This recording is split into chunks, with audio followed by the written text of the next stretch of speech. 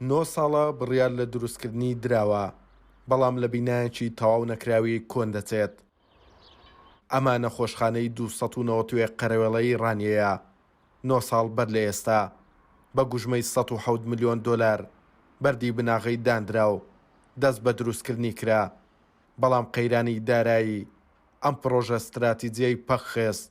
دیارە نەخۆشخانەیەک بۆ لە پرۆژە سەرپەرشتیاری ئیدارەی ڕاپەڕین دەڵێت هەوڵی جددی هەیە بۆ بەگەرخستنەوەی ئەو پرۆژەیە.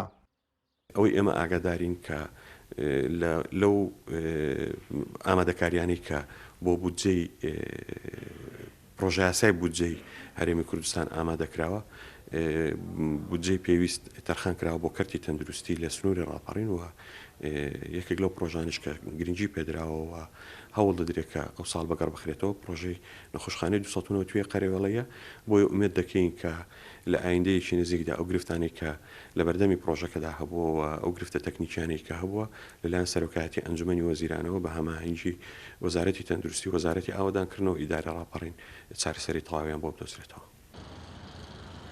بەڕێوەبەری گشتی تەندروستی ڕاپەڕین دەڵێت بە تەواوکردنی ئەو نەخۆشخانەیە کۆمەڵێک خزمەتگوزاری لەو سنوورە زیاد دەبێت و پێویست ناکات نەخۆش بنێردرێتە پارێزگاکانی هەولێر و سلێمانی.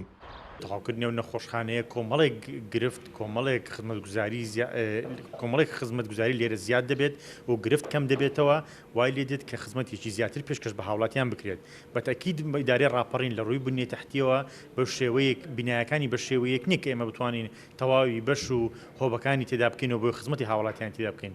بە تەواوکردنی ئێمە دەتوانین بڵین ڕێگامان بۆ خۆش دەبێت بۆی ئێمە بتوانین سنتەرێکی دڵ لە ناو ئەم نەخۆشخانە بکەین و دەتوانین بەشە تایبەتمەندەکان لە ناو نەخۆشخانە بکەینەوە وا بکەین هاوڵاتیانمان لێرەوە خزمەت بکرێن، لێرەوە لە ناو ئەم نەخۆشخانەیەوە هەموو خزمەتگوزارە پێویستەکانیان بۆ بکرێت و پێویست بۆ نەکرێت حالەی دەرەوەی ئیدارەی ڕاپەڕین بکرێن.